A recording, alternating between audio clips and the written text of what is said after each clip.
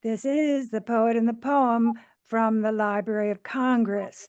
I am Grace Cavalieri, and with me are two poets who are musicians, writers, composers, performers, but first of all, poets. And Kristin Kowalski Ferragut is going to tell you who she is by what she reads. Here's Kristin. Thank you, Grace. I'm going to read from my collection, Love Letters from Cuckold Creek. And this poem has that title in its title, Alive on Cuckold Creek 2. It was for my child, Coley. In its grazing rock and marsh splendor, nothing invites abandon like water. I will go in, be rocked, claim buoyancy. I promise to be careful, as heartened by your concern as I am the glinting creek. We watch the bloom of jellyfish from the dock, and I understand to protect my skin. Drag a kayak through muck until free to glide. Later you ask, didn't you take the dead crabs at the edge as a sign? Or how you fell in the mud? Oddly, I did not. My mission was clear, to take to water. The great blue heron doesn't flinch as I approach. He looks into the middle distance, watching souls mingle with clouds. The reptile I mistake for a crocodile slithers closer, a spirit guide, past piers and chairs, until light peeking from cabins are left with plastic and metal far behind. It's just me, current, and other creatures inhaling earthen musk in brackish water. I scoop with palms to sprinkle on limbs and chest, a kind of baptism. I turn at the dam, row faster toward your waiting.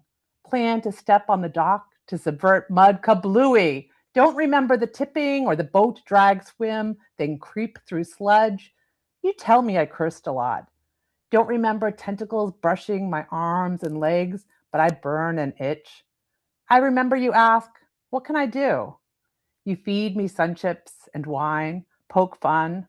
My foolhardiness and your care level our dynamic. Your growing up and my return to pre-mama offbeat propel us toward hilarity, connection. You hope I learn a lesson, but it would be a perfect dream to do it again. Nothing invites abandon like water. I go in. When that's one thing I know. You go in. You enter everything. And when we read your poetry, we are there, Kristin. We are there. And with Kristin is Luther Jett, and here he is with a poem. Hi, and I'm going to read a poem from my forthcoming collection. It's a relatively new poem, and the collection will be out next year.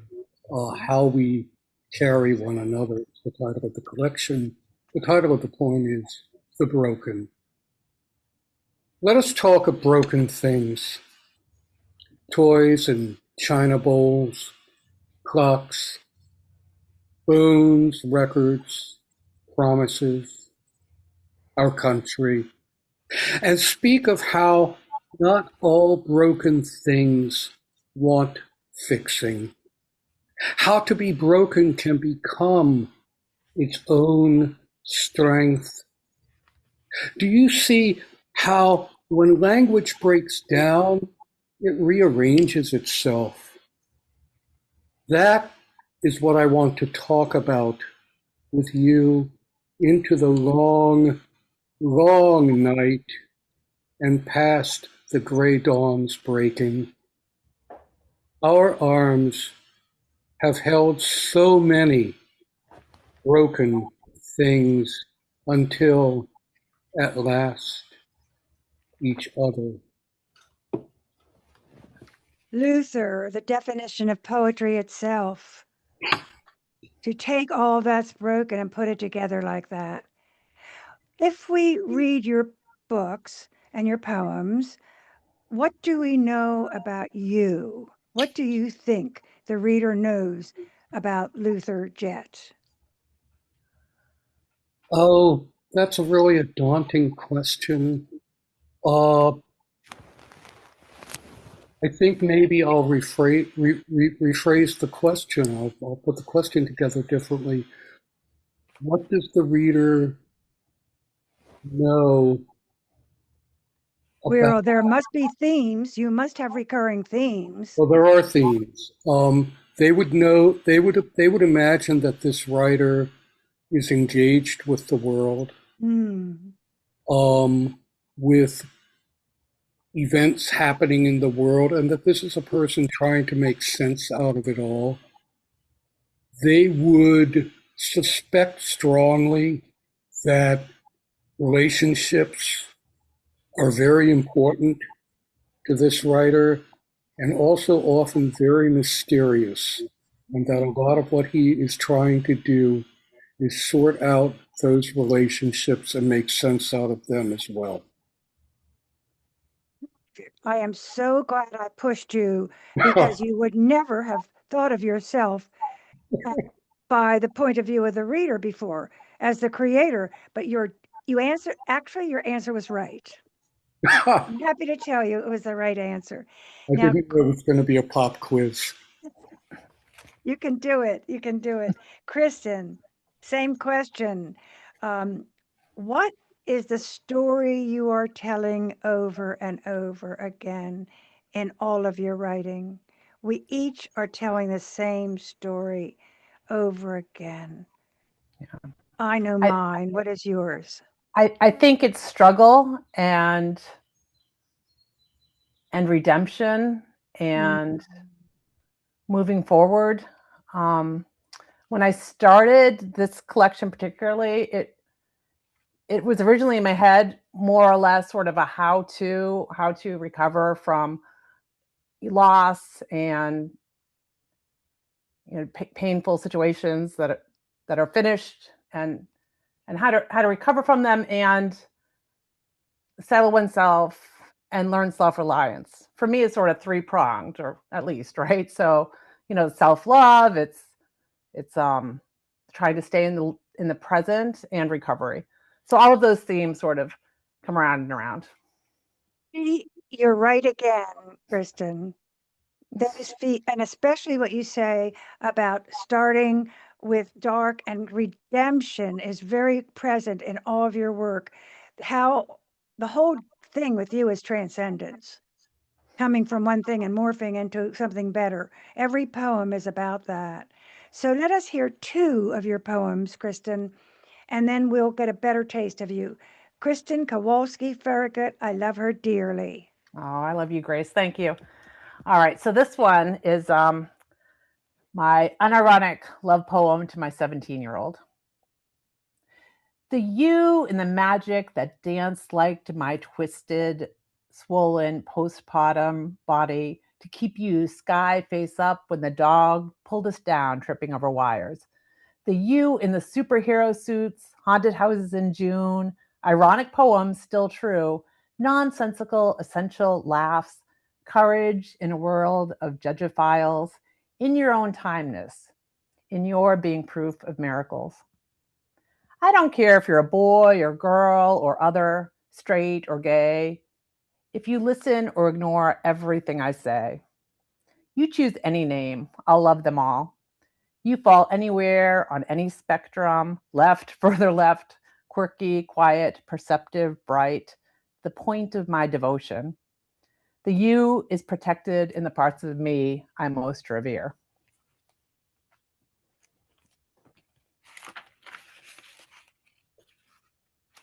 Next, I'll read Dynamics. Instruct the kids to keep voices on zero. I hoped instead to whisper pianissimo, another little lost enchantment, and a pixie falls dead. Add pressure to crescendo. Still remember fragility of folds, hairs, strings, gears. Everything strained may break. Voice, heart, and peering into clouded memories included. Does the peering break, or do the eyes themselves? You tell me. I already fucking forget. But I know scales, resonance, elasticity. Rubber bands speak endurance, then a little tragedy when brittle and snap. They never care, calling out project like we're all an opera, though they don't know Italian. American suburbs hold power in soft, humming whistles. I hear trains far off. Thank you. Yes, Kristin. That is Kristin, musician, poet, educator. We'll hear more about her. And one thing, when she said she's a poet mom, she means it. I mean, we've been raising our children on Facebook every day. Thank you, No Grace. one is more loving than Kristin. Her children can do no wrong. What if every Sure. child had that? Oh my goodness, there would be no wars. There would be no wars. Luther, give us two poems. And the second one, we're going to peel away like an onion. But first of all, give us two poems. Okay, the first poem is entitled This House. A house of 4 rooms rests in 4 different places. There's a mountain in one, in another, the sea. I keep lost objects in the third. The fourth is where I sleep. When you come to me, enclose the color of earth next time. Bring your violin. Here is where all roads intersect. Here all borders are erased. There is fog first. Next, lightning. In sheets, it keeps on forever. Smell of rain, taste of hidden pines. When you leave, after a swallow of red wine, this house will follow. Wherever you go, this house. Luther, I really have always admired you from a distance and up close because of the way you use nature to portray relationships. It is your symbolic way of approaching everything that matters that could come together. And you always use the elements to portray the difficulties and the predictabilities and the inevitability of trying to reach something, having two things trying to reach each other. That's so evident in all of your work. Now, read us another poem, and then we're going to grill you on it. Okay, I will just read it straight. Elegy. The night my uncle died, it was morning in Reykjavik, and seagulls circled above the hot dog kiosk across from my hotel, where I blinked awake, not yet aware an age had ended. He was in the Navy. They all served then, my uncle, my father, and they all knew why. After the war, Grandma tucked away my uncle's sailor suit. Years later, I found it was still crisp. In those times, it was possible to count on the fingers of your hand and know that 5 was 5 and that 2 fingers spelled victory. It remains possible. I refuse to say otherwise. And kings go naked. And even when night and fog creep in, seabirds call us. Hot lava pulses beneath our feet. And 1 plus 1 can still add up. My uncle's life was never in vain. Wow, that's a powerful poem and with a story and characters and a situation and a plot. So I would like to know where you were when you thought of writing that. Then what happened next? I want to get people in on this. What did you sit down and just write a draft? Did you have an entry image? Take the poem apart and tell us the working parts of that poem, the imagery, the characters, what you did and how you did it. No problem. Well, I think that I started to work on that poem in my head somewhere between Reykjavik and Bergen, because I really was overseas and I couldn't get back for my uncle's funeral. But I wanted to do something, so this elegy kind of evolved. And of course, yeah, he was a hero of mine when I was growing up. My dad was a hero. They both fought in World War II, and we all know that what they fought for is under threat right now in so many ways. And so that was where when I started actually writing it down, um, the first stanza came quickly, and then the words started to flow, and my thoughts kind of flowed to that. Yeah, but what they did was what they could, and it should never have been in vain, and it shouldn't be in vain, and it won't be in vain.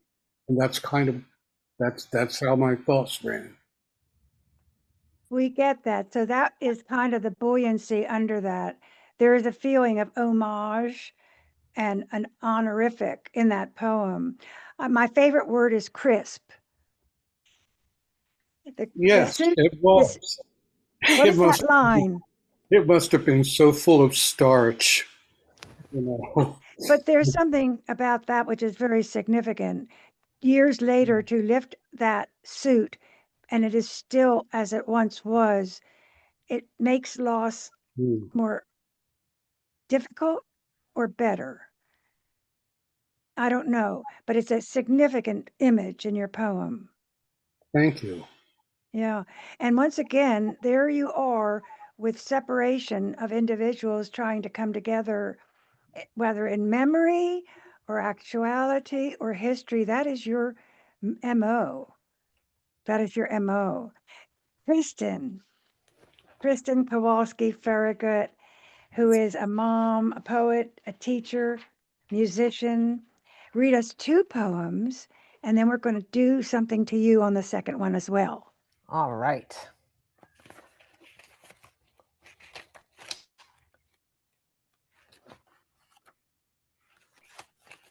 I could tell while you're waiting for that the Yeah. book is called Love Letters from Cuckold Creek. I think the title says it all. Thank you. All right. I'm going to read A Month of Thursdays, Epilogue. Each moment extends a blanket, mirror, hammer, wine, pen, chance to choose what to hold. Have we learned the differences between perspective and bald-faced lies yet? Back to the start. Truth won't be out of grasp despite our feathers. We won't both clip wings and refuse to stand. Not even in the eye of the moment we'll need to trick ourselves out of regretting.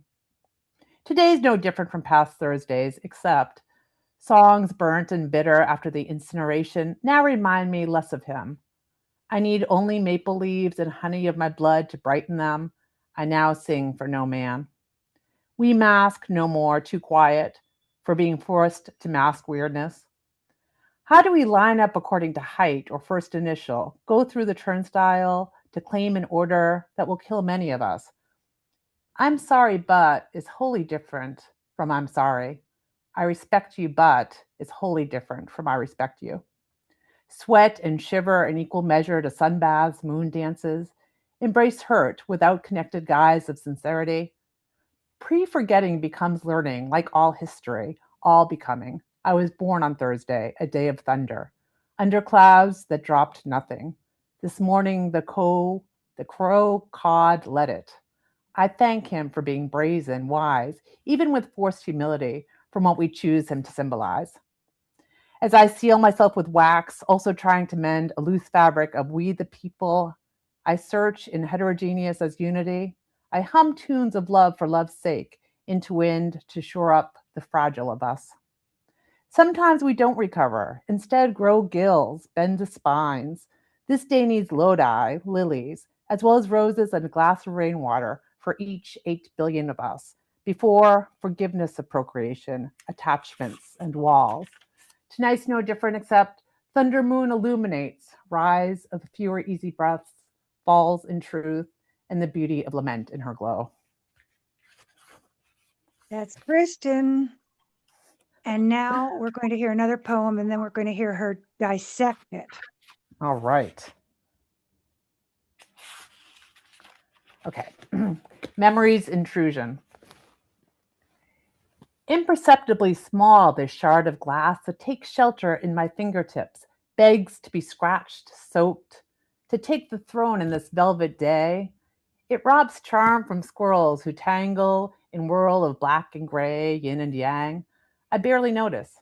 I miss delight in bird songs, sunlit moss, cats. Remembering you here is like that. A thief, a tether, a broken music box. The double dog dares my chaotic heart to pit-a-pat faster. I look to the glove you threw down for a moment. That's all it takes to miss the takeoff of the sparrow. You know, if we could teach writing like you read, it would be lay it like you say it. Because when we read you, we hear your voice. And that is what we want writers to do, to say it on the page so it is theirs, so it is inimitable. Now, read us. Now, this is the one you're going to take apart for us. All right. So, where were you when you thought of it? Why did you write it? How did it get on the page? What do you like about it? Just tear it apart. I will do. Gosh, it seemed like an easy one, and I thought this one would be the one I would tear it apart. But now that I'm ready to speak about it, I realize a lot is going on here. I came up with the idea in my nook, in my writing nook. I was writing, and probably longing and missing somebody, and also being angry, and literally that robs delight. I love the process of writing. My nook is my favorite place, and I settle myself in there in early mornings to create. And I have a little hill in the back, not a lot of property, but I have a bird feeder, and I have birds, and I have squirrels, and it could be magical every morning. But some mornings, if my thoughts drift to the past, I'm robbed of the beauty of those moments. So this was really that. It was a poem both to work through that angst I was feeling and sorrow, and also kind of as a reminder. And sometimes I turn to this poem actually as a reminder to sort of stay in the present, ground yourself, live in the moment. It's something I'm getting better at. It's so hard to do, but it really makes life so much better. Is such a good answer, because once again, we have your process, which is intrusion was the ugly part, but the context was the light. And there was beauty, then the memory intruded upon it, but you're always having the light emerge from the dark. There's always a little wrinkle of angst or struggle, but then something lights up the world. And that is the redeeming thing you talked about before. So that is what everyone sees in your work, and that's what inspiration's supposed to be. You know, we're supposed to get from here to there. And Yeah. that's true. Now, Sometimes Luther, you have to get there over and over, but yes. well, that's the story you're telling. I mean, I'm telling the same story over and over in different words because it's all I know.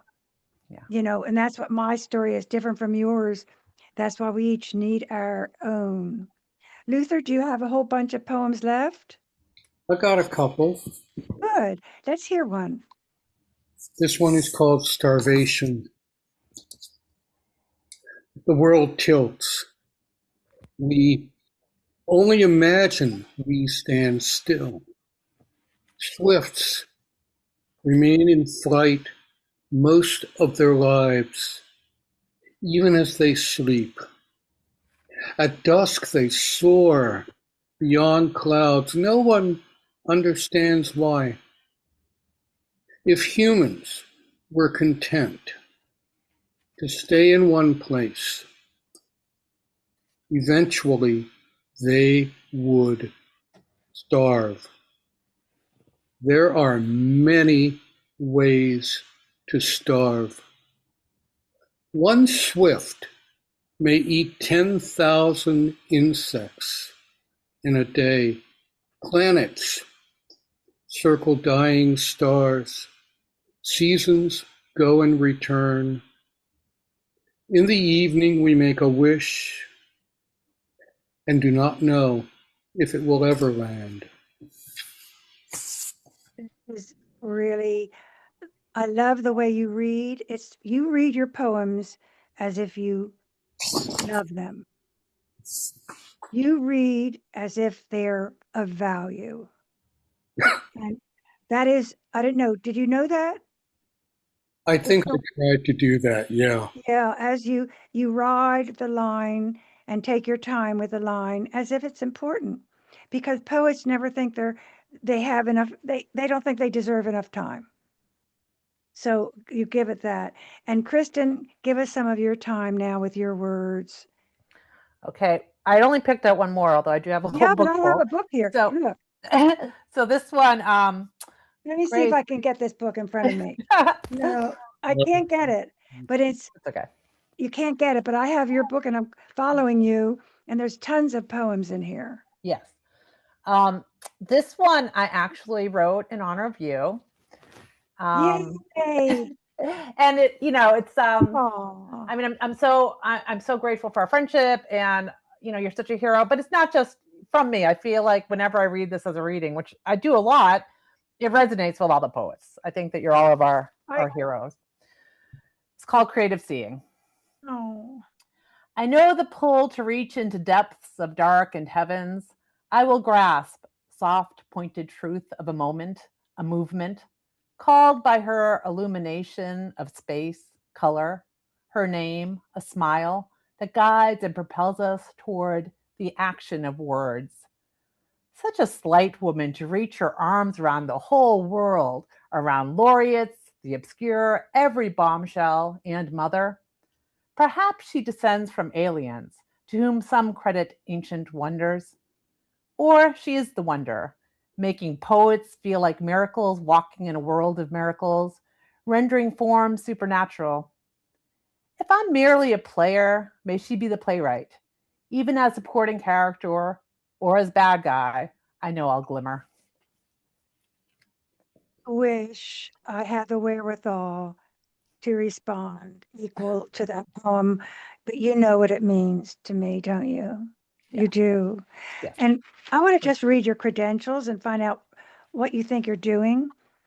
You teach, you write essays, songs, and stories. Play the guitar, you ride your bike. I like that in your bio. You Thank you. have a wonderful series with open mics and honor many poets. You have Escape Velocity is one poetry collection. Love Letters from Cuckold Creek, we're hearing today, and a children's book, Becoming the Enchantress. And you have a blog. If people Google you, they'll get you. Tell us about the children's book. Oh, certainly. Becoming the Enchantress, a magical What made you do transcendent it? tale. What made you I do it? I wrote it maybe around 2017. My former spouse is transgender, so I was trying to find a way to explain it to my 8-year-old, and I kept looking for different ways to do that. But like some of them made him giggle, and some of them, he just wasn't interested, and I just thought I had to write the story because there wasn't one at the time. There are more books now out, but at the time there was nothing I could find. So I wrote the book, and I did my little stick figures, and I read it to him at Hard Times Cafe. And we got about 3/4 the way through, and he stopped me and he said, "Mom, what if that's like Dad?" And I said, "My goodness, what if it is?" And we never had to have a big conversation after that. We went on and talked about Pokemon, and then but that just sort of laid the groundwork, so they settled into that knowledge, and we're fine. It was really remarkable. So then I thought, well, the world needs this. So my very gifted now 21-year-old is an artist. So Coley did the art for it. So Coley illustrated the book. I have the story, and we published it with Loving Healing Press. This is so needed. I'm Available, sorry, right? I didn't It's hear you. I'm sorry. available. I say it can be bought, right? Yes. It's on Amazon and probably Bookshop, and yes, It's called it is in the world. Becoming the Enchantress. Yes. Now, you are a special education teacher of great reputation because you're pretty special as a I am special special education teacher. You really are. in many ways. And I know that your compassion has been spoken of by many people. Now, how do you jive everything you do? I mean, what part of you is that? What part of you is a composer and a musician and a performer? How do you integrate all these pieces of yourself? Yeah, that's a really good question. I was talking with my in-laws about that over the weekend, and sort of what is the truest us version of us. And to be honest, Grace, I feel like my truest version is maybe on the paths on the bike out in nature, away from the world, or in my Nook writing poetry. Those two are sort of the core elements, and then everything sort of branches off that. I mean, except for being a parent, like that's like to the core, it's everything to me. But in terms of me as an individual, I feel like it's the poetry and the out in nature, and then everything else sort of, Sense to playing a me role. because that really comes through clearly because the parent is what I start with you is the core as the parent. And that parent is protective. And we get that then in the teacher. That parent has to be creative in talking to her children about a trans father.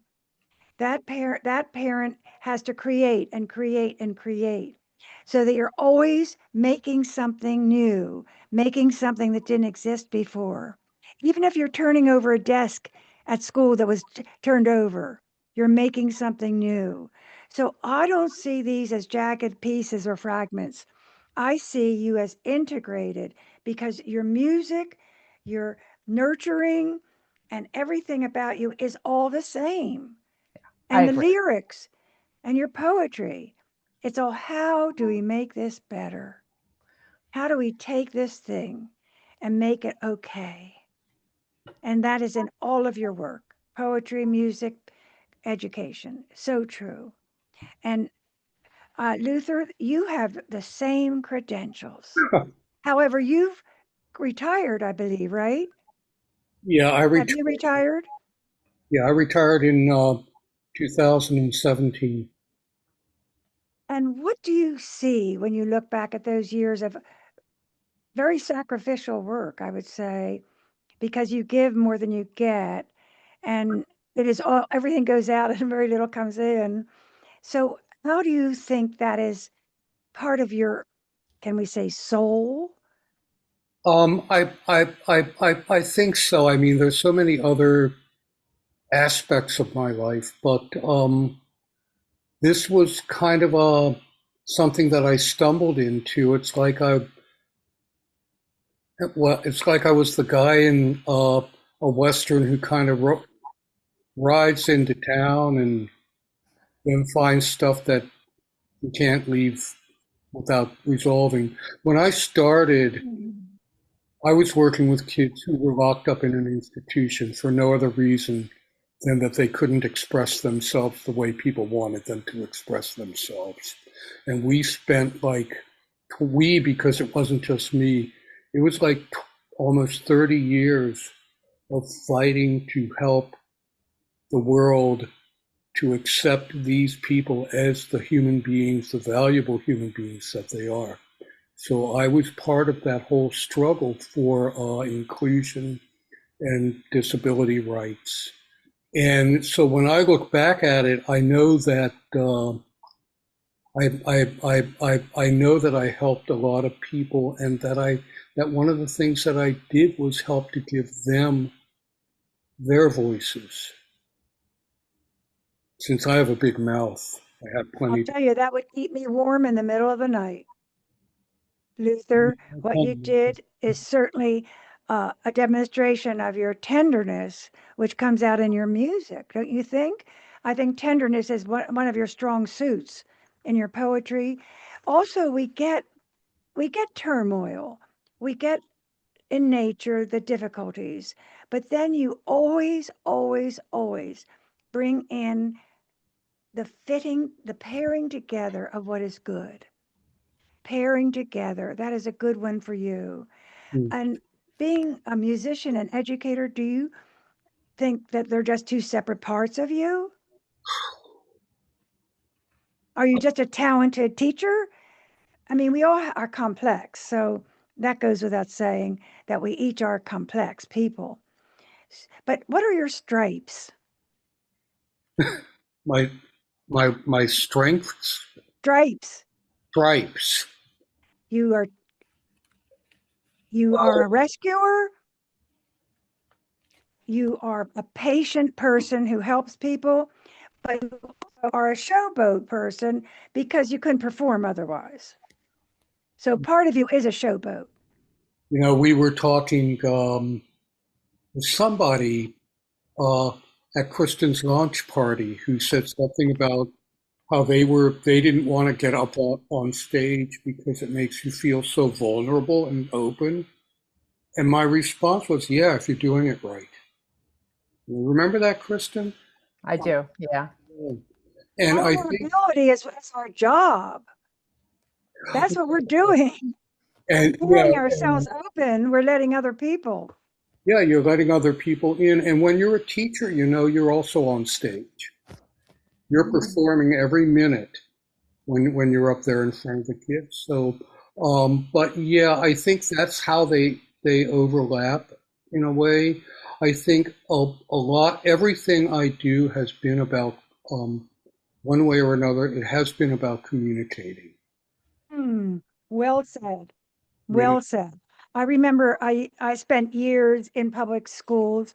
I used to come home and literally gasp for air, lie on the bed and just gasp for air. And that wasn't even special education.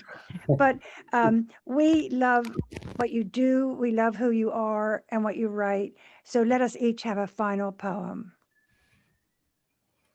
Luther, give us another. oh, you want me to go? Okay. Here's my final poem. It's very new. I wrote it like only maybe 2 weeks ago at the most. The premiere? This is almost the premiere. Yes. Anthem for myself. I refuse to disappear. There is too much sunlight. Not even sorrow can stop this day from breaking into shuttered rooms. I have songs, in spite of every bomb hurled against the sky, and I will sing them past the night. Listen, we are strong. We have dirt beneath our nails. We have worn out many pairs of shoes. I refuse to polish their brass medallions with my tears. Tears I reserve for the millions who march beside me. I have planted daffodils and trees beside the water where the wind may shake their blossoms. My land is a fertile land. My heart is generous, and I have much work to be done. Your Ars Poetica, for sure. That is one of your best ever written, Luther, ever, ever, ever. And a final one from my beautiful friend, Kristin Kowalski Ferragut. Thank you so much, Grace. I'll end with Soft Side of Gold. When hands clasp, glimmers felt in blood, carried in a wave of forest bathing, changes everything. Fireflies ignite the swish of my hair, always popping from another direction, while I feed log after log into this insatiable fire that won't go out despite the heat. It dares me to expose, find love and softness of thighs rubbing together. Rain represses nothing, but offers percussion to my, I now realize, beautiful hum. I carry a house with windows that won't close, grateful for the dysfunction. I run to the west side in the evening and drink sunset, elongated in a squint, carry gold into night. Windows that won't close, windows that won't close. This is the poet and the poem from the Library of Congress. Our guests have been Jett and Kristin Kowalski Ferragut. Our program is produced by Forest Woods Media Productions. Post-production by Mike Turpin, MET Studios. We thank our funders, who are the Sinipid Fund, the Ravada Foundation, Young Ki Kim Renault, Natalie Canavore, Sandy Jackson Cohen, Avi Day Shashani, and I am Grace Cavalieri. Our engineer is Mike Turpin. Thank you.